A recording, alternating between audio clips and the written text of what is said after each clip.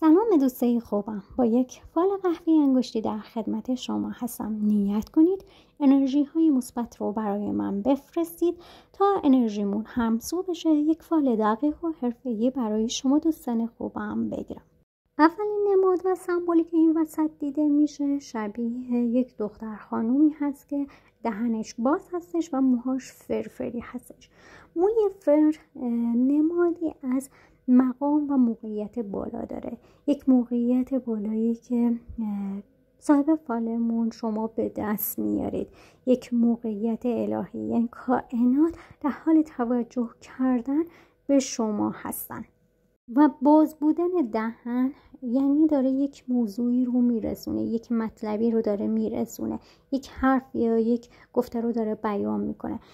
یعنی شمایی که نیت کردید و این فال رو دارید گوش میکنید، برای شما حرفی هست، سخنی هست، یک موقعیت عالی برای شما هستش.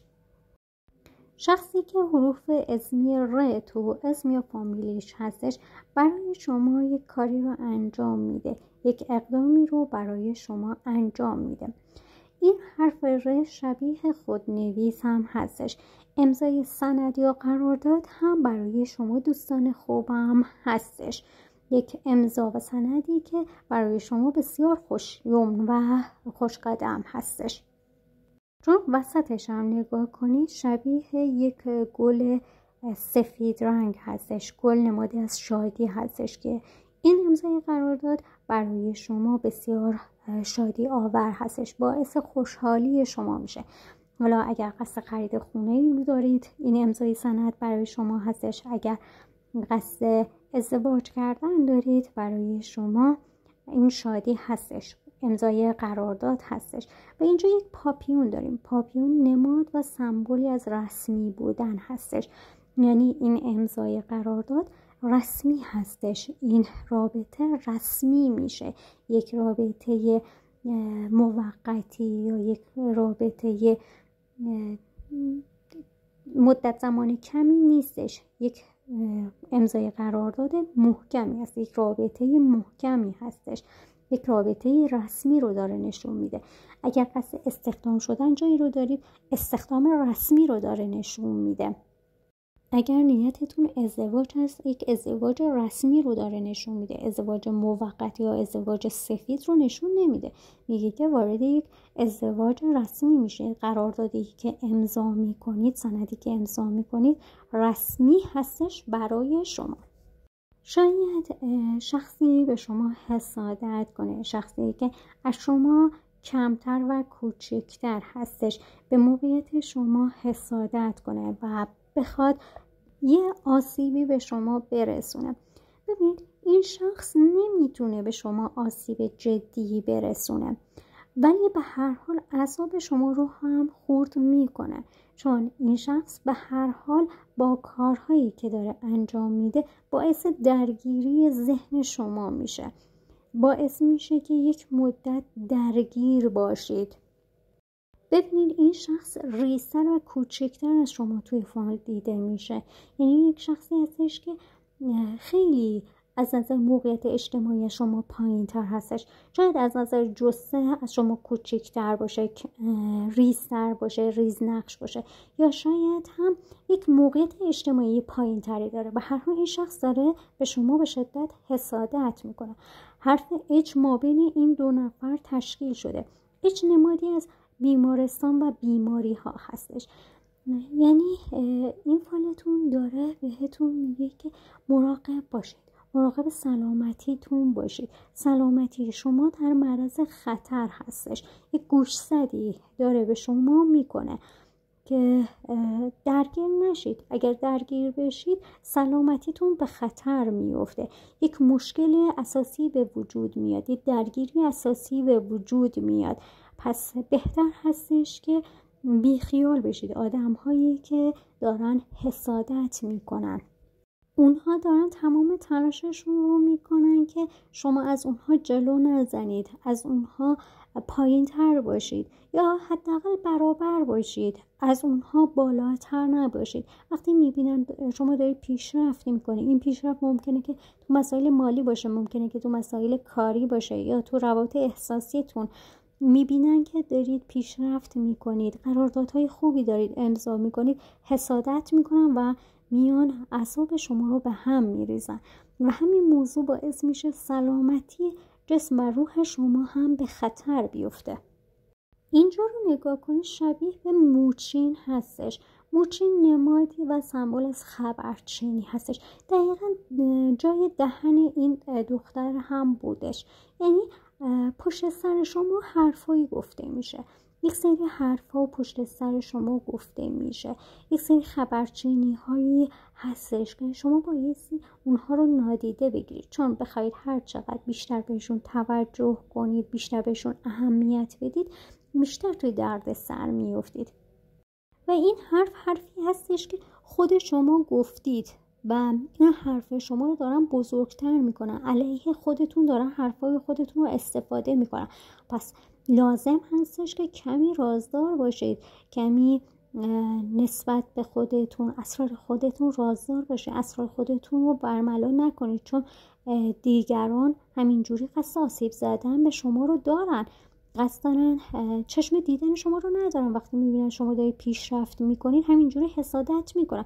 وقتی شما از پیشرفتاتون، از قراردادهاتون میگین، اونها به تبع حسادتشون بیشتر میشه و پشت سر شما یک سری حرفایی میزنن که علیه شما تموم بشه. و اینجا اسم محمد نامی هم هستش. ببینید این اسم محمد خیلی سفید و واضح افتاده. درست هستش که پشت سر این شخص هستش، ممکنه که این شخص محمد باشه، اسمش محمد نام باشه یا فامیلیش محمدی باشه. چون حرف میم دوبار اومده، 100% حرف میم تو حروف اسمیش هستش. ممکنه که برای بعضیا یک خانوم باشه، آقا نباشه، برای همه نمیشه گفت محمد هستش، ولی واسه اکثریت محمد نام هست، واسه آقایون محمد نام هست، ولی واسه خانوم ها، اون شخصی که داره حال حسادت کردن به شما هستش، حرف میم تو حروف اسمیش هستش. اینجا عدد 6 رو هم داریم. عدد 6 در مورد مهارت ها داره صحبت میکنه، در مورد تکمیل یک حرفه داره صحبت میکنه و چون زیر پاتون هم هستش داره میگه که بهتر هستش برای اینکه موقعیت بالاتری پیدا کنید کمی مهارت هاتون رو ببرید بالا. درست هستش که مهارت دارید، اما مهارت هاتون کامل و کافی نیستش و این فال از شما میخواد که در حال حاضر بیشتر روی مهارت هاتون کار کنید، مهارت هاتون رو ببرید بالا تا به اون جایگاه که مد نظرتون هست برسید و این قدم رو هم خودتون دارید برمیدارید. قرار نیست کسی برای شما کاری بکنه. پیشرفت‌های شما به واسطه تلاشی هستش که خودتون دارید انجام میدید.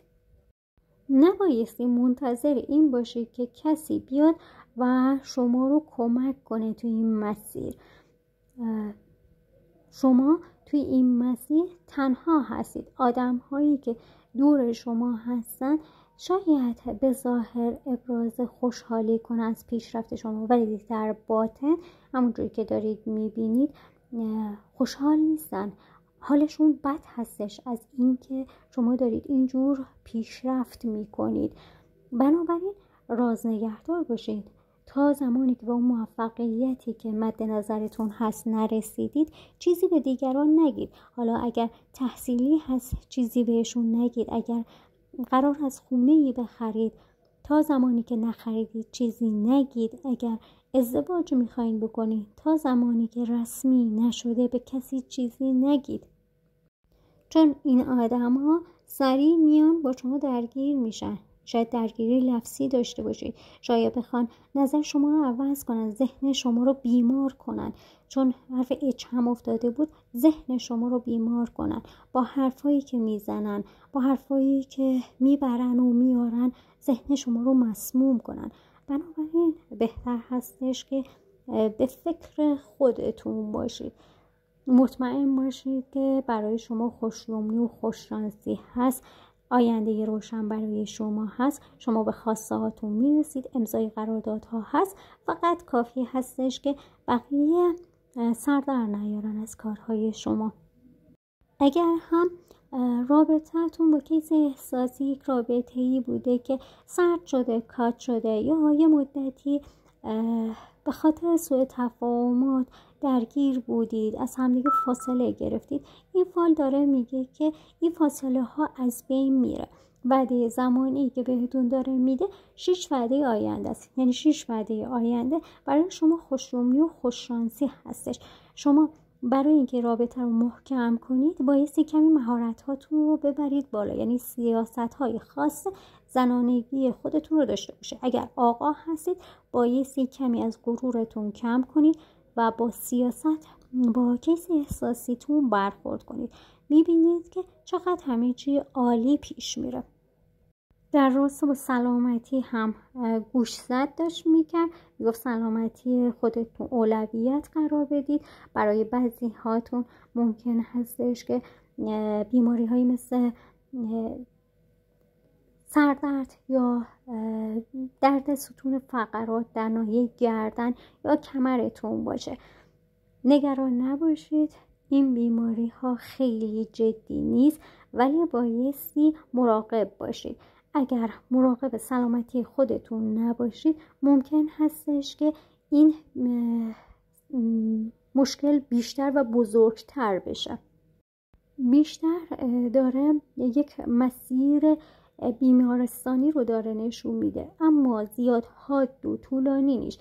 یعنی اگر یک مسیر بیمارستانی رو دارید طی میکنید، سلامتیتون به خطر افتاده یا سلامتیتون در معرض خطر هستش، نگران نباشید. تا 6 وعده آینده این مشکل، این بیماری برطرف میشه و شما سلامتی کامل خودتون رو به دست میارید. اگر هم میخواید بدونید دعا و طلسمی دارید، این رو بایستی بهتون بگم که دعا و طلسمی در حال حاضر برای شما نیستش.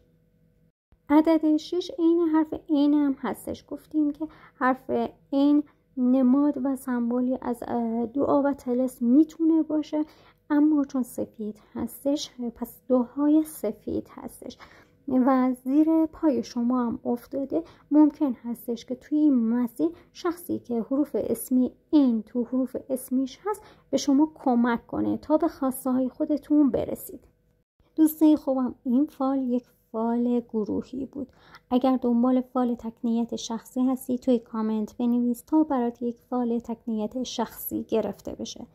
ما هر روز توی یوتیوب یک فال جدید میذاریم. فال های ما به هیچ وجه تکراری نیستن. اگر میخوای از این فال ها بهره مند بشی، پیج ما رو سابسکرایب کن. هر زمان فال جدید میذاریم مطلع بشی و به اونها گوش کنید. با لایک ها و کامنت هاتون هم میتونید به ما انرژی بدید تا ما فال های بیشتر و حرفه‌ای تری برای شما دوستان خوبم بگیریم و داخل یوتیوب بذاریم.